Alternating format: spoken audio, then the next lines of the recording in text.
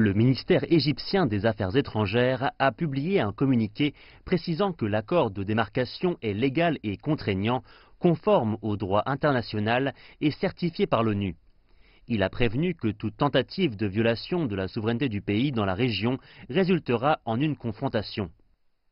Il n'y a pas de problème entre les Égyptiens, les Grecs et les Chypriotes. Ils coopèrent sérieusement pour tirer le meilleur de ces minéraux en mer Méditerranée.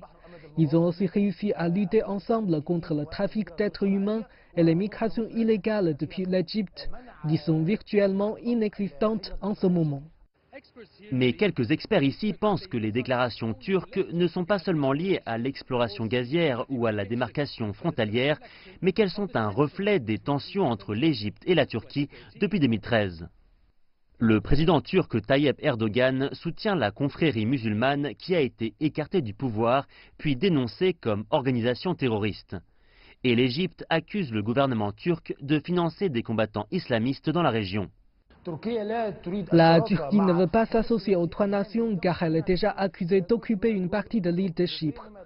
C'est très compliqué de discuter de la démarcation avec la Grèce et Chypre.